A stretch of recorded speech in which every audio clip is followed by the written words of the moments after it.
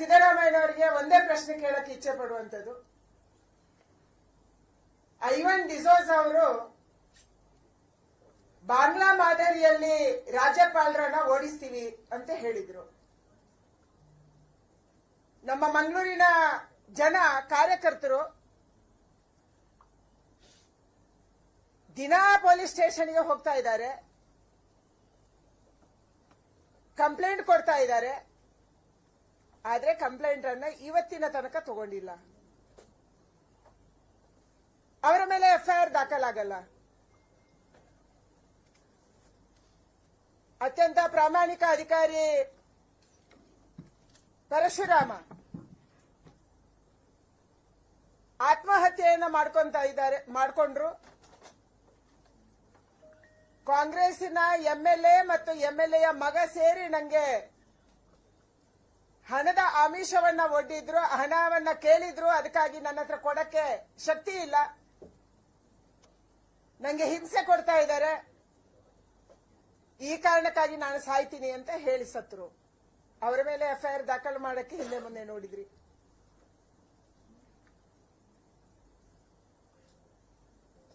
ಹಲವಾರು ಕೇಸುಗಳು. ನಾಗೇಂದ್ರ ಅವರು 187 ಕೋಟಿ ವಾಲ್ಮೀಕಿ ಅಭಿವೃದ್ಧಿ ನಿಗಮದಲ್ಲಿ ಘೋಟಾಲ ಮಾಡಿ ಹಗರಣ ಮಾಡಿ ಸಿಕ್ಕಾಕೊಂಡ್ರು. ನೀವು ಎಸ್ಐಟಿಯನ್ನ ರಚನೆ ಮಾಡಿದ್ರಿ. ಎಸ್ಐಟಿಯ ರಿಪೋರ್ಟ್ ಅನ್ನ ಓದಿದ್ದೀರಾ ಸಿದ್ದರಾಮಯ್ಯನವರೇ? ಆ ರಿಪೋರ್ಟ್ ಅಲ್ಲಿ ಇವತ್ತು ಎಸ್ಐಟಿ ಮಾಡಿದಂತ ರಿಪೋರ್ಟ್ ಅಲ್ಲಿ ನಾಗೇಂದ್ರ ಅವರ ಹೆಸರೇ ಇಲ್ಲ.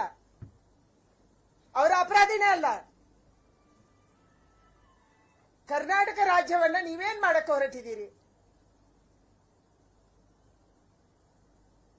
ನಾಗಮಂಗಲದಲ್ಲಿ ಘಟನೆ ನಡೆಯಿತು. ದೇಶದ ಇತಿಹಾಸದಲ್ಲಿ ಮೊದಲ ಬಾರಿಗೆ ಕರ್ನಾಟಕದಲ್ಲಿ ಗಣೇಶ ಚತುರ್ಥಿಯ ಸಂದರ್ಭದಲ್ಲಿ ಗಣೇಶನನ್ನ ಪೊಲೀಸ್ ವ್ಯಾನ್ ಅಲ್ಲಿ ಕರ್ಕೊಂಡೋಗಿ ವಿಸರ್ಜನೆ ಮಾಡುವಂತ ಘಟನೆ ಹಿಂದೆಂದೂ ದೇಶದಲ್ಲಿ ನಡೆದಿಲ್ಲ. ಮೊದಲ ಬಾರಿಗೆ ಕರ್ನಾಟಕದಲ್ಲಿ ನಡೆದಿದೆ. ಯಾಕಾಗಿ? ನಾಗಮಂಗಲದ ಗಣಪತಿಗೆ ನೀವು ಚಪ್ಪಲ್ ಬಿಸಾಡಕ್ಕೆ ಬಿಟ್ರಿ, ಕಲ್ಲುಗಳನ್ನು ಎಸೆದ್ರು, ಮೂರ್ತಿ ಭಗ್ನ ಆಯಿತು, ಮೂರ್ತಿಯನ್ನು ಅಲ್ಲೇ ಬಿಟ್ಟು ಓಡಿದ್ರು, 25 ಅಂಗಡಿಗಳನ್ನ ಸುಟ್ಟು ಹಾಕಿದ್ರು. ಆ ಜನ ಯಾರು? ನಾಗಮಂಗಲದ ಜನಕ್ಕೆ ಆ ಧೈರ್ಯ ಹೇಗ್ ಬಂತು? ಇವತ್ತು ಇರುವಂತ ವರದಿಯ ಪ್ರಕಾರ ಕೇರಳದಿಂದ ಬಂದಿದ್ದಾರೆ ಅಂತ ಹೇಳ್ತಾ ಇದ್ದಾರೆ. ಅವ್ರು ಯಾರು? ಅವ್ರು ಹೇಗ್ ಬಂದ್ರು? ಯಾಕೆ ಬಂದ್ರು? ಇವತ್ತು ನಾಗಮಂಗಲದ ಕೇಸನ್ನ ಕೂಡ ನೀವು ಮುಚ್ಚಿ ಹಾಕಿದ್ದೀರಿ. ನಿಮ್ಮ ಪೊಲೀಸರು ಇದೊಂದು ಘಟನೆನೇ ಅಲ್ಲ ಅನ್ನುವಂತ ರೀತಿಯಲ್ಲಿ ಆ ತನಿಖೆಯನ್ನ ಕ್ಲೋಸ್ ಮಾಡಿದ್ದಾರೆ. ಪರಮೇಶ್ವರ್ ಅವರು ಹೇಳ್ತಾರೆ ಇದೊಂದು ಚಿಕ್ಕ ಘಟನೆ. ಯಾವ್ದು ಚಿಕ್ಕ ಘಟನೆ ಪರಮೇಶ್ವರ್ ಅವರೇ? 25 ಅಂಗಡಿಗಳನ್ನ ಸುಟ್ಟಿರುವಂತದ್ದು ಚಿಕ್ಕ ಘಟನೆನಾ? ಪಕ್ಕದ ರಾಜ್ಯದ ಕೇರಳದಿಂದ ಸಾವಿರಾರು ಜನ ನಾಗಮಂಗಲಕ್ಕೆ ಬಂದು ಗೊಂದಲ ಎಬ್ಬಿಸಿದ್ರೆ ಚಿಕ್ಕ ಘಟನೆನಾ? ಇವತ್ತು ತನಿಖೆ ನಡೀತಾ ಇಲ್ಲ, ಅಲ್ಲಿಗೆ ಕ್ಲೋಸ್ ಆಗಿದೆ. ಬೆಳಗಾವಿಯಲ್ಲಿ ಗಣಪತಿ ವಿಸರ್ಜನೆಯ ಸಂದರ್ಭದಲ್ಲಿ 3 ಜನ ಹಿಂದೂ ಯುವಕರಿಗೆ ಚಾಕು ಹಾಕಿದ್ದಾರೆ. ಕೋಲಾರದಲ್ಲಿ ಮೊದಲ ಬಾರಿಗೆ ಕರ್ನಾಟಕ ರಾಜ್ಯ ಪ್ಯಾಲೆಸ್ತೈನ್ ಧ್ವಜವನ್ನ ನೋಡ್ತಾ ಇದೆ. ಕೋಲಾರದ ಮೆರವಣಿಗೆಯಲ್ಲಿ ಪ್ಯಾಲೆಸ್ತೈನ್ ಧ್ವಜದ ಪ್ರದರ್ಶನ ಆಗುತ್ತೆ. ನಿನ್ನೆ ಬೆಂಗಳೂರಿನ ನಂದಿನಿ ಲೇಔಟ್ ಅಲ್ಲಿ ರಾಷ್ಟ್ರಧ್ವಜವನ್ನ ವಿರೂಪಗೊಳಿಸಿ ರಾಷ್ಟ್ರಧ್ವಜದ ಅಶೋಕ್ ಚಕ್ರ ಜಾಗದಲ್ಲಿ ಉರ್ದುವಲ್ಲಿ ಬರೆದಿದ್ದಾರೆ. ಅಶೋಕ್ ಚಕ್ರ ಇಲ್ಲ. ಇಂಥ ಧ್ವಜವನ್ನ ಬೆಂಗಳೂರಿನಲ್ಲಿ ಏರಿಸ್ತಾ ಇದ್ದಾರೆ. ತ್ರಿವರ್ಣ ಧ್ವಜದಲ್ಲಿ ಅಶೋಕ್ ಚಕ್ರವನ್ನ ತೆಗೆದು ಉರ್ದುವಲ್ಲಿ ಖಡ್ಗವನ್ನ ಬರೆದಿದ್ದಾರೆ ಮತ್ತು ಅದರಲ್ಲಿ ಉರ್ದುವಲ್ಲಿ ಏನೋ ಬರೆದಿದ್ದಾರೆ. ಇದು ಕರ್ನಾಟಕದ ಸ್ಥಿತಿ. ಎಲ್ಲಿ ಆಗ್ತಾ ಇದೆ? ರಾಜಧಾನಿಯಲ್ಲಿ, ಬೆಂಗಳೂರಲ್ಲಿ. ಈ ಧೈರ್ಯ ಇವತ್ತು ಅಪರಾಧಿಗಳಿಗೆ, ದೇಶದ್ರೋಹಿಗಳಿಗೆ, ಸಮಾಜದ್ರೋಹಿಗಳಿಗೆ ಹೇಗೆ ಬಂದಿದೆ? ನೀವು ಮುಖ್ಯಮಂತ್ರಿ ಆದ ತಕ್ಷಣ ರಾಜ್ಯಸಭೆಯ ಚುನಾವಣೆಯನ್ನು ನಡೆಯಿತು. ವಿಧಾನಸೌಧದೊಳಗೆ ಮೊದಲ ಬಾರಿಗೆ ಕರ್ನಾಟಕ ರಾಜ್ಯದ ಇತಿಹಾಸದಲ್ಲಿ ನಾವು ಪಾಕಿಸ್ತಾನ ಜಿಂದಾಬಾದ್ ಕೇಳಿದ್ವಿ. ನೀವು ಬಿಟ್ಕೊಂಡ್ರಿ. ಆದರೆ FSL ರಿಪೋರ್ಟ್ ಬಂದ ಮೇಲೆ ನಾವು ಕೇಸ್ ಹಾಕ್ತೀವಿ ಅಂತ ಹೇಳಿದ್ರಿ, ದಿನ ತಳ್ಳಿದ್ರಿ. ಶಿವಮೊಗ್ಗದಲ್ಲಿ ಯಾವ ಔರಂಗಜೇಬು ಹಿಂದೂಗಳನ್ನ ಕಗ್ಗೊಲೆ ಮಾಡಿದ ಆ ದೊಡ್ಡ ಖಡ್ಗದ ರಕ್ತ ಸಿಕ್ತ ಖಡ್ಗದ ಪ್ರದರ್ಶನ ಮಾಡ್ತಾರೆ. ಕೋಲಾರದಲ್ಲಿ ಇದರ ಪ್ರದರ್ಶನ ನಡೆಯುತ್ತೆ. ಟಿಪ್ಪುವನ್ನ ವೈಭವೀಕರಣ ಮಾಡೋದು ಮಾಡ್ತಾ ಇದ್ದಾರೆ. ಯಾವುದೇ ಕ್ರಮ ಕೈಗೊಳ್ತಾ ಇಲ್ಲ. ಯಾವ ಹುಡುಗ ಹನುಮಾನ್ ಚಾಲೀಸವನ್ನ ಚಿಕ್ಕಪೇಟೆಯಲ್ಲಿ ಹಾಕೊಂಡಿದ್ದ, ಅವನ ಮೇಲೆ ಹಲ್ಲೆ ನಡೆಯುತ್ತೆ. ಕೇಳಕ್ಕೆ ಹೋದ ನಮ್ಮ ಮೇಲೆ ಕೇಸ್ ಹಾಕಿದ್ರಿ ನೀವು. ಇವತ್ತು ಅಶೋಕ್ ಅವರು ಅಥವಾ ನಾವು ಮಾಡಿದ ತಪ್ಪೇನು? ಯಾವ ಅಪರಾಧಕ್ಕಾಗಿ ನೀವು FIR ಅನ್ನು ಹಾಕಿದ್ದೀರಿ? ನಮ್ಮ ಅಪರಾಧ ನಿಮ್ಮನ್ನು ಕೇಳಬಾರದು, ಕೇಳಿದ ಅಪರಾಧ. ನಿಮ್ಮನ್ನು ಪ್ರಶ್ನೆ ಮಾಡಿದ್ರೆ ಅಪರಾಧ. ಇವತ್ತು ಅಲ್ಪಸಂಖ್ಯಾತರನ್ನ ಓಲೈಕೆ ಮಾಡುವುದಕ್ಕಾಗಿ ಪ್ರಜಾತಂತ್ರವನ್ನ ಕಗ್ಗೊಲೆ ಮಾಡುವಂತದ್ದು ನೀವು ಮಾಡ್ತಾ ಇದ್ದೀರಿ. ಪ್ರಜಾತಂತ್ರದ ರಕ್ಷಕರು ನೀವು. ಮೊನ್ನೆ ಭಾನುವಾರ ರಾಜ್ಯದಾದ್ಯಂತ ಸಂವಿಧಾನವನ್ನ ರಕ್ಷಣೆ ಮಾಡಬೇಕು ಅಂತ ಶಾಲೆ ಮತ್ತು ಕಾಲೇಜು ಮಕ್ಕಳನ್ನ ಮಾನವ ಸರಪಳಿ ಮಾಡಿದ್ರಿ. ಯಾವ ಪುರುಷಾರ್ಥಕ್ಕೆ? ಜನ ಬರಲಿಲ್ಲ. ಮನೆಗೆ ಹೋಗಿದ್ದಂತ ಮಕ್ಕಳನ್ನ ಕರ್ಕೊಂಡು ಬಂದು ರಸ್ತೆ ತುಂಬಾ ನಿಲ್ಸಿದ್ರಿ, ಆ ಬಿಸಿಲಲ್ಲಿ ನಿಲ್ಸಿದ್ರಿ. 100 ಫೋನ್ ಬಂತು ನಮ್ಗೆ, ಮೇಡಮ್ ನಮ್ಮ ಮಕ್ಕಳನ್ನ ಬಿಸಿಲಲ್ಲಿ ನಿಲ್ಸಿದ್ದಾರೆ. ಯಾವ ಸಂವಿಧಾನದ ರಕ್ಷಣೆ ಮಾಡಕ್ಕೆ ಹೊರಟಿದ್ದೀರಿ ನೀವು? ನಿಮ್ಮ MLC ಬಾಂಗ್ಲಾದೇಶದ ಮಾದರಿಯಲ್ಲಿ ಗವರ್ನರ್ ಅನ್ನ ಓಡಿಸ್ತೀವಿ, ಒದ್ದೋಡಿಸ್ತೀವಿ ಅಂತ ಮಾತಾಡ್ತಾರೆ. FIR ಆಗಲ್ಲ. ನಿಮ್ಮ ಮುಖಂಡರು ಇದೊಂದು ಸಣ್ಣ ಘಟನೆ ಅಂತ ಹೇಳಿ ಆರಿಕೆ ಉತ್ತರ ಕೊಡ್ತಾರೆ, ಅವರ ಮೇಲೆ ಕ್ರಮ ಆಗಲ್ಲ. ಇವತ್ತು ಕರ್ನಾಟಕ ರಾಜ್ಯದಲ್ಲಿ ಪ್ರಜಾತಂತ್ರ ವ್ಯವಸ್ಥೆಯ ರೀತಿಯಲ್ಲಿ ನಡೀತಾ ಇರುವಂತ ಸರ್ಕಾರ ಇಲ್ಲ. ಎಲ್ಲೆಲ್ಲಿ ಘಟನೆ ಆಯಿತು? ಮೈಸೂರಲ್ಲಿ ಅದೇ ರೀತಿಯ ಮೆರವಣಿಗೆ, ಬೆಂಗಳೂರಲ್ಲಿ ಅದೇ ರೀತಿಯ ಮೆರವಣಿಗೆ, ಶಿವಮೊಗ್ಗದಲ್ಲಿ, ಚಿತ್ರದುರ್ಗದಲ್ಲಿ, ಕೋಲಾರದಲ್ಲಿ, ಬೆಳಗಾಮಲ್ಲಿ ಯಾರು ಯಾವ ಘೋಷಣೆ ಬೇಕಾದ್ರೂ ಹಾಕ್ಬೋದು. ಮೊನ್ನೆ ಮೈಸೂರಲ್ಲಿ ನಿಮ್ಮ ಕಾಲ್ಬುಡದಲ್ಲಿ, ನಿಮ್ಮ ಜಿಲ್ಲೆಯಲ್ಲಿ ಪಾಕಿಸ್ತಾನ ಜಿಂದಾಬಾದ್ ಅಂತ ಹೇಳಿದ್ದಾರೆ. ಮೊನ್ನೆ ಸೋಮವಾರ ನಡೆದಂತ ಮೊಹರಮ್ಮಿನ ಮೆರವಣಿಗೆಯಲ್ಲಿ, ಈದ್ ಮಿಲಾದಿನ ಮೆರವಣಿಗೆಯಲ್ಲಿ ಪಾಕಿಸ್ತಾನ ಜಿಂದಾಬಾದ್ ಅಂತಾರೆ.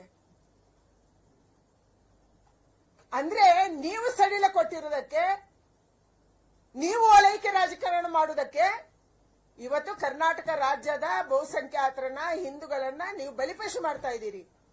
ಆ 25 ಅಂಗಡಿ ಸುಟ್ಟೋದು ಅಲ್ಲ, ಒಂದ್ಸರಿ ನೀವು ಹೋದ್ರ ಬಹಳ ಮಾತಾಡ್ತೀರಿ ನೀವು. ನಿಮ್ಮ ಕೇಂದ್ರದ ನಾಯಕರು ಬಹಳ ಬಂದು ಪಾರ್ಲಿಮೆಂಟ್ ಅಲ್ಲಿ ಮಾತಾಡ್ತಾರೆ. ಎಲ್ಲಿ ಗಲಾಟೆ ಆದ್ರೂ ಕೂಡ ಬಿಜೆಪಿ ರಾಜ್ಯ ನಡೆಸ್ತಾ ಇರುವಂತ ಜಾಗಗಳಿಗೆ ಓಡೋಗಿ ಬರ್ತಾರೆ. ಕನಿಷ್ಠ ಪಕ್ಷ ಅವರು ಬರುವುದು ಬೇಡಪ್ಪ, ಬಹಳ ದೂರದಲ್ಲಿದ್ದಾರೆ, ಅಮೆರಿಕದಲ್ಲಿ ಇರ್ಬೇಕು ಅವರು. ನೀವು ಹೋಗ್ಬೇಕಿತ್ತಲ್ಲ ಬೆಂಗಳೂರಲ್ಲಿ. ನಿಮ್ಮ ಮೈಸೂರಿಂದ, ನಮ್ಮ ಬೆಂಗಳೂರಿಂದ ಎಷ್ಟು ದೂರ ಇದೆ ನಾಗಮಂಗಲ? ಯಾಕೆ ಹೋಗಿಲ್ಲ? ಗೃಹ ಸಚಿವರು ಹೋಗಲ್ಲ, ಮುಖ್ಯಮಂತ್ರಿಗಳು ಹೋಗಲ್ಲ. ಅಂದ್ರೆ ಹಿಂದೂಗಳಿಗೆ ಮಾನ ಮರ್ಯಾದೆ ಇಲ್ಲ, ಹಿಂದೂಗಳ ಜೀವಕ್ಕೆ ಬೆಲೆ ಇಲ್ಲ, ಹಿಂದೂಗಳ ದೇವರಿಗೆ ಬೆಲೆ ಇಲ್ಲ. ನಿಮ್ಗೆ ಶ್ರದ್ಧೆ ಇಲ್ಲದೆ ಇರಬಹುದು, ನೀವು ಚುಪ್ ಚುಪ್ಪಾಕೆ ಪೂಜೆ ಮಾಡಬಹುದು, ಆದ್ರೆ ನಾವಾಗಲ್ಲ. ನಾವು ರಸ್ತೆಯಲ್ಲಿ ಪೂಜೆ ಮಾಡುವವರು. ಯಾವ ಗಣೇಶ? ಸ್ವಾತಂತ್ರ್ಯಕ್ಕೆ ಪ್ರೇರಣೆ ಕೊಟ್ಟಂತ ಗಣೇಶನಿಗೆ ನಾವು ಪೂಜೆ ಮಾಡ್ತಿದ್ದೀವಿ, ಬೀದಿ ಬೀದಿಯಲ್ಲಿ ಮಾಡ್ತೀವಿ. ಆದ್ರೆ ಇವತ್ತು ಬೇರೆ ಬೇರೆ ಜಾಗದಲ್ಲಿ ಅಲ್ಪಸಂಖ್ಯಾತರು ಈ ರೀತಿಯ ವರ್ತನೆ ಮಾಡುವುದಕ್ಕೆ, ಇದಕ್ಕೆ ನಿಮ್ಮ ಕುಮ್ಮಕ್ಕು ಕಾರಣ, ನೀವು ಕೊಟ್ಟಿರುವಂತ ಸಲಿಗೆ ಕಾರಣ. ವಿಧಾನಸೌಧದಲ್ಲೂ ಸಲಿಗೆ, ನಿಮ್ಮ ಮನೆಯಲ್ಲೂ ಸಲಿಗೆ, ನಿಮ್ಮ ಕ್ಷೇತ್ರದಲ್ಲೂ ಅದೇ, ರಾಜ್ಯದಾದ್ಯಂತ ಇವತ್ತು ಅದನ್ನೇ ಅನುಸರಿಸ್ತಾ ಇದ್ದಾರೆ. ಕರ್ನಾಟಕ ರಾಜ್ಯದಲ್ಲಿ ನಿನ್ನೆ ಫ್ಲಾಗ್ ಹಾರಿಸಿದ್ರಲ್ಲ, ಏನು ಕ್ರಮ ಕೈಗೊಳ್ತೀರಿ? ಭಾರತದ ಎಂಬ್ಲಮ್ ಆಕ್ಟ್ ಅನ್ನ ಉಲ್ಲಂಘನೆ ಮಾಡಿದ್ದಾರೆ. ಭಾರತದ ಫ್ಲಾಗ್ ಕೋಡ್ ಅನ್ನ ಉಲ್ಲಂಘನೆ ಮಾಡಿದ್ದಾರೆ. ದೇಶದ್ರೋಹದ ಕೇಸ್ ಹಾಕ್ಬೇಕು. ಎಷ್ಟು ಜನರ ಮೇಲೆ ಹಾಕಿದ್ರಿ? ಅಂದ್ರೆ ಕರ್ನಾಟಕ ರಾಜ್ಯದಲ್ಲಿ ದೇಶದ್ರೋಹ ಮಾಡಿದ್ರೆ ಇದಕ್ಕೆ ಶಿಕ್ಷೆ ಆಗಲ್ಲ ಅನ್ನುವಂತ ಸಂದೇಶ ಕೊಟ್ಟವರು ಯಾರು? ನೀವೇ. ಯಾವ ಪಾಪ್ಯುಲರ್ ಫ್ರಂಟ್ ಆಫ್ ಇಂಡಿಯಾ ಇತ್ತು, ನಾವು ಸಾರಿ ಹೇಳಿದ್ವಿ, ಪಾಪ್ಯುಲರ್ ಫ್ರಂಟ್ ಆಫ್ ಇಂಡಿಯಾದವರೇ ನಮ್ಮ ಹಿಂದೂ ಯುವಕರ ಹತ್ಯೆ ಮಾಡ್ತಾ ಇದ್ದಾರೆ ಹೇಳಿದ್ವಿ ನಾವು. ನೀವೇನ್ ಮಾಡಿದ್ರಿ? ಅವರ ಎಲ್ಲ ಕೇಸ್ಗಳನ್ನ ವಾಪಸ್ ತಗೊಂಡು ಎಲ್ಲರನ್ನ ಜೈಲಿಂದ ಆಚೆ ಬಿಟ್ರಿ. ಅವರು ಬಂದು ಇದನ್ನೇ ಮಾಡೋದು.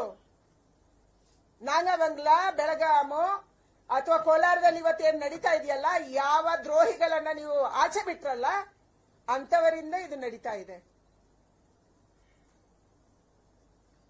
ಸಿದ್ದರಾಮಯ್ಯನವರ ಹಿಟ್ಲರ್ ರಾಜಕಾರಣ, ಸಿದ್ದರಾಮಯ್ಯನವರ ಒಂದು ರೀತಿಯ ಅಘೋಷಿತ ಎಮರ್ಜೆನ್ಸಿ, ತುರ್ತು ಪರಿಸ್ಥಿತಿ ಇವತ್ತು ಕರ್ನಾಟಕ ರಾಜ್ಯದಲ್ಲಿ ನಮ್ಮನ್ನ ಅತ್ಯಂತ ಭಯಭೀತವಾಗಿ ಓಡಾಡುವ ರೀತಿಯಲ್ಲಿ ಮಾಡ್ತಾ ಇದೆ. ನಮ್ಮ ಕಾರ್ಯಕರ್ತರ ಮೇಲೆ ಪದೇ ಪದೇ ಕೇಸು. ಯಾರು ಕೇಳೋರಿಲ್ಲ. ಪೊಲೀಸ್ ಸ್ಟೇಷನ್ ಹೋದ್ರೆ ಎಫ್ಐಆರ್ ತಗೊಳ್ಳಲ್ಲ. ಒಂದು ಪಾರ್ಟಿದು ತಗೊಂತಾರೆ, ಇನ್ನೊಂದು ಪಾರ್ಟಿ ತಗೊಳ್ಳಲ್ಲ. ನ್ಯಾಯಯುತವಾಗಿ ತನಿಖೆ ಮಾಡಲ್ಲ. ನಮ್ಮ ಕಾರ್ಯಕರ್ತರ ಹೆದರಿಸುವಂತದ್ದು. ನೀವು ಯಾವುದೇ ಕೆಲಸಕ್ಕೆ ಆಚೆ ಬಂದ್ರೆ ಎಫ್ಐಆರ್ ಹಾಕ್ತೀವಿ, ಅರೆಸ್ಟ್ ಮಾಡ್ತೀವಿ, ಪೊಲೀಸ್ ಸ್ಟೇಷನ್ ಅಲ್ಲಿ ಕೂರಿಸ್ತೀವಿ, ಜೈಲು ಕಳಿಸ್ತೀವಿ. ಇದು ಇವತ್ತು ಸಿದ್ದರಾಮಯ್ಯನವರ ಆಡಳಿತ. ಅದಕ್ಕಾಗಿ ನಾನು ಆಗ್ರಹ ಮಾಡ್ತೀನಿ, ಇಂಥ ಮಾನಸಿಕತೆಯನ್ನು ಬಿಟ್ಬಿಡಿ. ನಾವು ಹೆದರಿ ಓಡೋಗೋರಲ್ಲ. ನೀವು 100 ಎಫ್ಐಆರ್ ಹಾಕಿ, ನಾವು ಯಾವ ಎಫ್ಐಆರ್ಗೆ ಹೆದರಲ್ಲ. ಹನುಮಾನ ಚಾಲೀಸಕ್ಕೆ ನಾವು ಹೋಗಿ ಪ್ರತಿಭಟನೆಗೆ ಹೋದ್ರೆ ಅದಕ್ಕೆ ಎಫ್ಐಆರ್ ಹಾಕಿದ್ರಿ. ಇಲ್ಲಿ ಮಾತ್ರ ಅಲ್ಲ, ನಿಮ್ಮ ಪಾರ್ಟ್ನರ್ ಅಲ್ಲಿನೂ ಹಾಕಿದ್ರು, ಚೆನ್ನೈನಲ್ಲಿ. ಸಾರಿ ಕೇಳಕ್ಕೆ ಹೇಳಿದ್ರು ಕೋರ್ಟ್ ಅಲ್ಲಿ. ಅಲ್ಲಿ ಅಡ್ವೊಕೇಟ್ ಜನರಲ್ ಬಂದು ನಾನು ಹೇಳಿದೆ, ನಾವು ಸಾರಿ ಕೇಳೋ ಪ್ರಶ್ನೆ ಬರಲ್ಲ, ನಾವು ಕೇಸನ್ನ ಫೈಟ್ ಮಾಡ್ತೀವಿ, ಸುಪ್ರೀಂ ಕೋರ್ಟ್ಗೆ ಹೋಗ್ತೀರಾ, ಹೋಗ್ತೀವಿ. ಇಲ್ಲಿನೂ ಇವತ್ತು ಕೇಸ್ ನಡೀತಾ ಇದೆ, ಹನುಮಾನ್ ಚಾಲೀಸದು. ಮತ್ತೊಂದು ಕೇಸ್ ಹಾಕಿದಿರಿ ನಾಗಮಂಗಲದ್ದು. ನಾವ್ ಎದುರಿ ಓಡಿ ಹೋಗಲ್ಲ ಸಿದ್ದರಾಮಯ್ಯನವರೇ. ನಾವು ಹೋರಾಟ ಮಾಡ್ಕೊಂಡು ಬಂದಂತವರು. ನಮ್ಮ ಯಾವುದೇ ಶಾಸಕರ ಮೇಲೆ, ಯಾವುದೇ ಕಾರ್ಯಕರ್ತರ ಮೇಲೆ ನೀವು ಕೇಸ್ ಹಾಕಿದ್ರು ನಾವು ಸುಮ್ಮನೆ ಇರಲ್ಲ, ಹೋರಾಟ ಮಾಡೋರೆ. ಸತ್ಯವನ್ನು ಸತ್ಯ ಅಂತ ಹೇಳೋರೆ, ನ್ಯಾಯಕ್ಕಾಗಿ ನಾವು ಹೋರಾಟ ಮಾಡೋರೆ. ಅಧಿಕಾರ ಪರ್ಮನೆಂಟ್ ಅಲ್ಲ, ಸರ್ಕಾರಗಳು ಪರ್ಮನೆಂಟ್ ಅಲ್ಲ. ನಿಮ್ಗೆ ಅಹಂಕಾರ ಇರ್ಬೋದು, 135 ಗೆದ್ದಿದ್ದೀವಿ, ನಮ್ಗೇನಾಗುತ್ತೆ, ನಮ್ಮನ್ನೇನ್ ಮಾಡ್ತಾರೆ, ಅಹಂಕಾರ ಇರ್ಬೋದು. ಆದ್ರೆ ಜನ ಪಾಠ ಕಲಿಸೇ ಕಲಿಸ್ತಾರೆ. ಇದನ್ನು ನೀವು ಬರುವ ದಿನಗಳಲ್ಲಿ ನೋಡ್ತೀರಿ.